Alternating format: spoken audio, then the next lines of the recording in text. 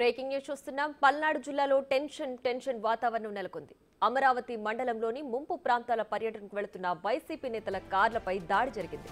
పెదకూరపాడులో మాజీ ఎమ్మెల్యే నంబూరు శంకర్రావు వాహనాన్ని అడ్డుకున్నారు స్థానికులు. దీంతో అక్కడ ఉద్రిక్త వాతావరణం నెలకొంది.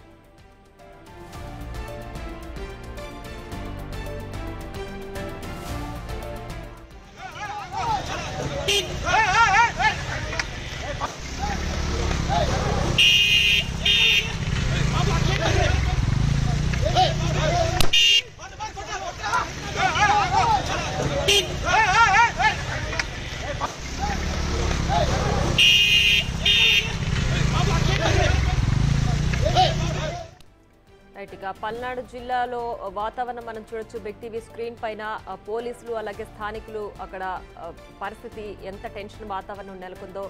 సో ఎలక్షన్ టైంలోనే కాదు, వరద ప్రభావిత ప్రాంతాల్లో పర్యటనకు వెళ్లిన టైంలో కూడా వైసీపీ నేతలపైన దాడి జరిగింది. ఆ వాహనాన్ని కూడా ధ్వంసం చేస్తున్న దృశ్యాలు మనం చూడొచ్చు.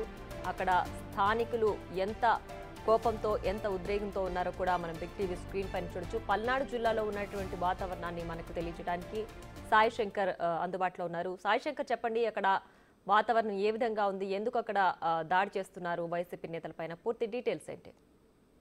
ప్రస్తుతం వరద ముంపు గ్రామాలకు సంబంధించినటువంటి అమరావతి ప్రాంతంలో ఉన్నటువంటి గ్రామాల్లో వైఎస్ఆర్సీపీ నేతలు ఈ రోజు వరద ముంపు గ్రామాల్లో పర్యటనకు సంబంధించి ఏర్పాట్లు చేసుకోవడం జరిగింది. అయితే ఉదయం సమయం నుంచే కూడా వీరి యొక్క పర్యటనకు సంబంధించినటువంటి అంశాలను అడ్డుకుంటామనే విధంగా కూడా టీడీపీ నేతలు అయితే ప్రకటించినటువంటి పరిస్థితి ఉంది. అయితే దీనిపైన పోలీసులు ఉదయం నుంచి కూడా తమకు ఎలాంటి సమాచారం లేదు, ఎలాంటి ఉధృత వాతావరణం ఉండదు అనే విధంగా వాళ్ళు చెప్పినటువంటి పరిస్థితి ఉంది. కాకపోతే ప్రస్తుతం వైఎస్ఆర్సీపీకి సంబంధించినటువంటి మాజీ ఎమ్మెల్యే అయినటువంటి శంకర్రావుకు సంబంధించినటువంటి అనుచరులు అమరావతికి సంబంధించినటువంటి గ్రామాల్లో పర్యటనకు వెళ్లడం జరిగింది. ఇది ప్రధానంగా వైకుంఠపురం, పెద్దమాదూరు, నకుర్లపాడు, మునుగోడు గ్రామాల్లో పరిశీలించాలనే విధంగా ప్రస్తుతం నిర్ణయం తీసుకున్నారు. వీళ్ళు అమరావతికి వెళ్లేటప్పటికీ అక్కడికి టీడీపీ కార్యకర్తలు చేరుకోవడం జరిగింది.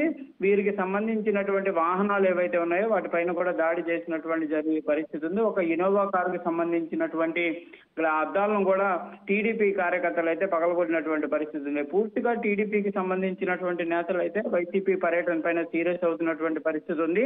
కావాలని చెప్పే ప్రజల్ని రెచ్చగొట్టడానికి ఈ సమయంలో వైసీపీ నేతలు పర్యటన సాగిస్తున్నారనే విధంగా కూడా టీడీపీ నేతలు అయితే చెప్తున్నటువంటి పరిస్థితులు ఉంది. కాకపోతే ఈ అంశానికి సంబంధించి వైసీపీ నేతలు మాత్రం తాము ముంపు గ్రామాల్లో ఉన్నటువంటి ప్రజల్ని పరిశీలించడానికి మాజీ ఎమ్మెల్యే ఆధ్వర్యంలో వెళ్లాలనే విధంగా నిర్ణయం తీసుకున్నాం. ప్రస్తుతం తామైతే వచ్చినటువంటి పరిస్థితి ఉంది. ఈ నేపథ్యంలో తమ పైన దాడి చేశారనే విధంగా కూడా చెప్తున్నటువంటి పరిస్థితి ఉంది. అయితే ఇక్కడ కీలకంగా మనం చెప్పాల్సినటువంటి అంశం, ముందుగా టీడీపీ శ్రేణులు క్లియర్ గా ప్రకటించినటువంటి పరిస్థితి ఉంది. తప్పకుండా వైఎస్ఆర్సీపీకి సంబంధించినటువంటి పర్యటనని తాము అడ్డుకుంటామనే విధంగా చెప్పినప్పటికీ పోలీసులు అలర్ట్ అవ్వకపోవడం, పోలీసులు దానిని నిర్లక్ష్యంగా ఉన్నటువంటి నేపథ్యంలో ప్రస్తుతం వైసీపీకి సంబంధించినటువంటి అనుచరులపై కానీ వాహన శ్రేణులపైన దాడి జరిగినట్లు కూడా క్లియర్ గా అర్థమవుతున్నటువంటి పరిస్థితి ఉంది. కాకపోతే పోలీసులు వారిని నిర్లవరించే ప్రయత్నం చేశారు. కానీ టీడీపీ శ్రేణులు ఒక్కసారిగా కూడా వైసీపీకి సంబంధించినటువంటి వాహనాలపైన దాడి చేసినటువంటి పరిస్థితి అయితే ప్రస్తుతం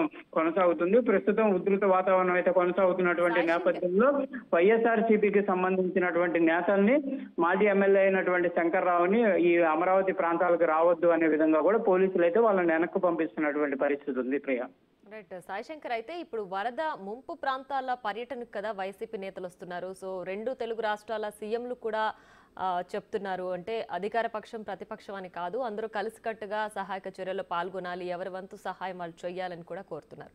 సో ఇలాంటి సమయంలో వరద ముంపు ప్రాంతాల్లో పర్యటనకు వెళ్తున్న వారిపై టీడీపీ నేతలు ఇలా ముందుగానే అడ్డుకుంటామని చెప్పడం కావచ్చు, లేదంటే దాన్ని పోలీసులు అడ్డుకోకపోవడం కావచ్చు, ముందు జాగ్రత్త చర్యలు తీసుకోవడంలో ఎందుకు విఫలమయ్యారనుకోవచ్చు? ప్రధానంగా ఇక్కడ పోలీసుల యొక్క నిర్లక్ష్యం అయితే క్లియర్ గా కనిపిస్తున్నటువంటి పరిస్థితి ఉంది. ఎందుకంటే ప్రోటోకాల్ ప్రకారం కంపల్సరిగా వాళ్ళైతే మాజీ ఎమ్మెల్యేకి సంబంధించి పెద్ద అంకెలో కూడా వాళ్ళు పర్యటన సాగించేటటువంటి నేపథ్యంలో అక్కడ కొంత ఎలాంటి వాతావరణం లేకుండా కూడా చర్యలు తీసుకోవాల్సినటువంటి పరిస్థితి ఉన్నప్పటికీ కొంత నిర్లక్ష్యం వహించారనే విధంగా కూడా క్లియర్ గా అర్థమవుతున్నటువంటి పరిస్థితి ఉంది. ఎందుకంటే టీడీపీ శ్రేణులు కంపల్సరిగా అడ్డుకుంటామనే విధంగా కూడా ఉదయం సమయం నుంచి చెప్తున్నటువంటి పరిస్థితి ఉంది. ఒకవేళ వాళ్ళు ప్రకటించకుండా అనూహ్యంగా కనుక వాళ్ళు వచ్చి కనుక దాడి చేస్తుంటే కనుక వేరే విధంగా ఉండొచ్చు. కానీ ప్రస్తుతానికైతే వాళ్ళు ఉదయం నుంచి చెప్తున్నటువంటి పరిస్థితుల్లో పోలీసులు కొంత ఎక్కువగా బందోబస్తు ఏర్పాటు చేస్తుంటే ఈ దాడులు జరిగాయి కాదనే విధంగా వైఎస్ఆర్సీపీ నేతలు చెప్తున్నారు. కాకపోతే ప్రస్తుతం పోలీసులు కూడా ఒకే అంశం చెప్తున్నారు, తాము క్లియర్ గా భద్రతకు సంబంధించినటువంటి అన్ని ఏర్పాట్లు చేశాము, కాకపోతే ఒక్కసారిగా పెద్ద సంఖ్యలో వచ్చినటువంటి టీడీపీ శ్రేణులు దాడి చేయడం వల్ల వాళ్ళ వాహనాలు ధ్వంసమైనాయి. అయితే ప్రస్తుతానికి మాత్రం ఈ పర్యటనకు సంబంధించినటువంటి అంశాలను వైసీపీని వాయిదా వేసుకోవాలనే విధంగా కోరుతూ వాళ్ళని వెనక్కి పంపిస్తున్నాం అనే విధంగా కూడా పోలీసులు అయితే తమ వర్షం చెప్తుంది. ఏదైనప్పటికీ మాత్రం ప్రస్తుతానికి జరిగిన ఈ అలజడి ఘర్షణకు సంబంధించినటువంటి అంశంలో మాత్రం పోలీసులు ఒక నిర్లక్ష్యం మాత్రం క్లియర్ గా కనిపిస్తున్నటువంటి పరిస్థితి ఉంది. దాంతో పాటు టీడీపీ శ్రేణులకు సంబంధించి కూడా వాళ్ళు ఈ ముంపు గ్రామాలకు సంబంధించినటువంటి అంశంలో వాళ్ళ వర్షం వాళ్ళు చెప్తున్నారు. కావాలని చెప్పి రెచ్చగొట్టడానికి, ప్రజల్లో విద్వేషాలు తేడానికే ప్రస్తుతం వైఎస్ఆర్సీపీ నేతలు వెళ్తున్నారనే విధంగా టీడీపీ శ్రేణులు చెప్తున్నారు.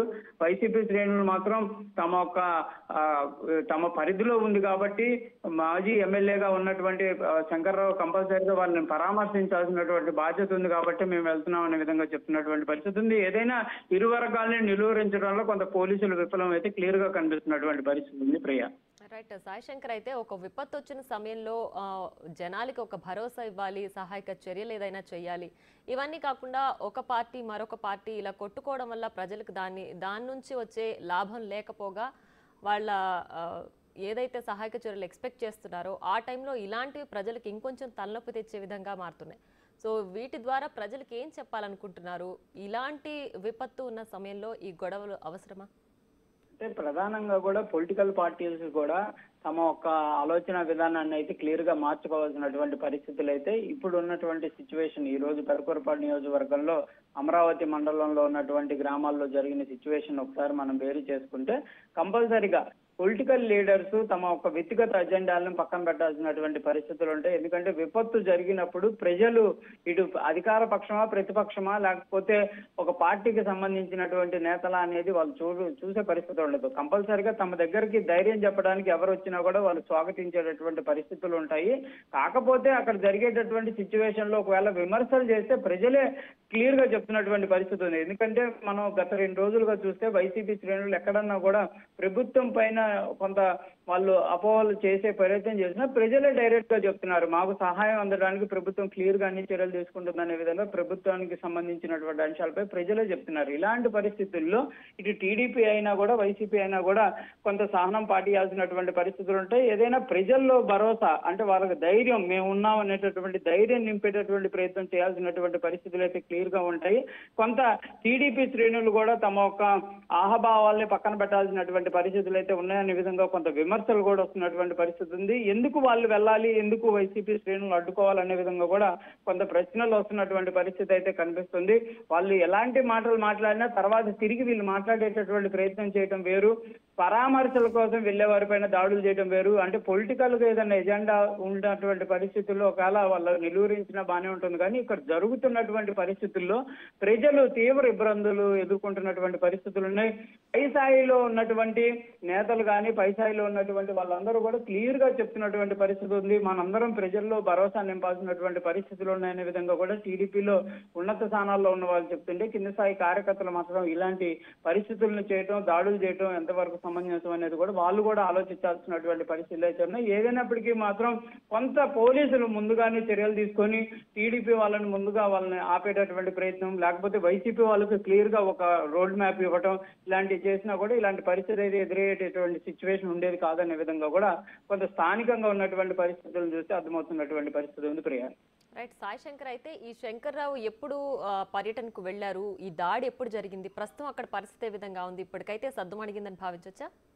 అంటే ప్రధానంగా కూడా వాళ్ళు ఉదయం 10 గంటల సమయానికి వెళ్లాలనే విధంగా నిర్ణయం తీసుకున్నారు. కాకపోతే కొద్దిసేపటి క్రితమే వాళ్ళు ఆ గ్రామాలకు సంబంధించినటువంటి పర్యటనలోకి ఎంటర్ అయినటువంటి పరిస్థితి ఉంది. ఈ నేపథ్యంలోనే అమరావతి మండలంలో ఉన్నటువంటి గ్రామంలో ఏదైతే వైకుంఠపురానికి సంబంధించినటువంటి గ్రామానికి ఎంటర్ అవుతున్నట్లు కూడా మనకి సమాచారం అందుతుంది. ఈ సమయంలోనే అక్కడ దాడి జరిగినటువంటి పరిస్థితులు అయితే క్లియర్ గా ఉన్నటువంటి పరిస్థితి ఉంది. ప్రస్తుతానికి పోలీసులు వైసీపీకి సంబంధించి పర్యటనని ఆపివేసుకోవాలనే విధంగా కూడా సూచనలు చేసి అన్ని చర్యలను అయితే వెనక్కి పంపించేస్తున్నటువంటి పరిస్థితి అయితే ప్రజెంట్ ఉన్నటువంటి పరిస్థితి ఉంది.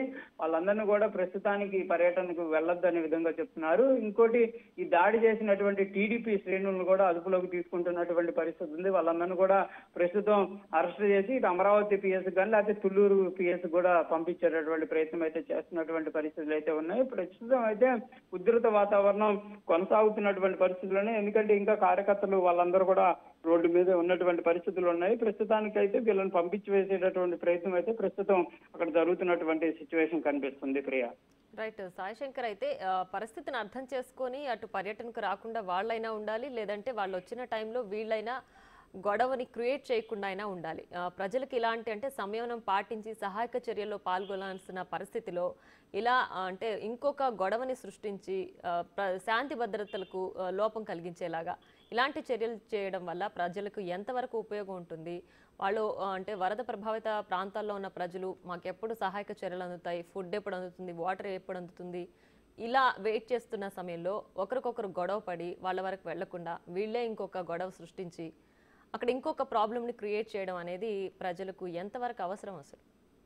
అంటే ప్రధానంగా కూడా నిన్న మనం ఒక అంశాన్ని పరిశీలిస్తే, నిన్న అదే అమరావతికి సంబంధించినటువంటి మండలాల్లో జనసేన పార్టీకి సంబంధించినటువంటి శ్రేణులు వెళ్లారు. పవన్ కళ్యాణ్ ప్రకటించినటువంటి గ్రామానికి ₹1,00,000 కార్యక్రమం ఏదైతే ఉందో వాటిని పంపిణీ చేయడం జరిగింది. దానివల్ల ప్రజలు కూడా లబ్ధి పొందారు. కానీ ఈ రోజు సిచ్యువేషన్ ఒకసారిగా మారిపోయినటువంటి పరిస్థితులు ఉన్నాయి. ఎందుకంటే అక్కడ ఉన్నటువంటి పరిస్థితుల్లో గ్రామాల్లో ప్రజలు తమ పంట పొలాలు మునిగిపోవడంతో పాటు తమ ఇల్లులు అంటే ఇంకా బురదమయంలో ఉన్నటువంటి పరిస్థితులు ఉన్నాయి. వాళ్ళు ఇంటికి వెళ్ళలేని పరిస్థితి, ఆ పంట పొలాల్లో ఉండలేనటువంటి పరిస్థితి, వాటన్నింటిని వదిలేసి వేరే ప్రాంతాలకు వెళ్ళలేని పరిస్థితుల్లో వందలాది మంది గ్రామాల్లో ఉన్నటువంటి సిచ్యువేషన్ లో కంపల్సరిగా వాళ్ళకైతే ఇరు పార్టీలు కూడా కంపల్సరిగా వాళ్ళకి భరోసా ఇవ్వాల్సినటువంటి ప్రయత్నం చేయాల్సినటువంటి పరిస్థితులు అయితే ఉన్నాయి. కానీ ఈ ఘర్షణ వాతావరణాలు అనేది కూడా సమంజసం కాదనే విధంగా క్లియర్ గా అర్థమవుతున్నటువంటి పరిస్థితి అయితే కనిపిస్తుంది.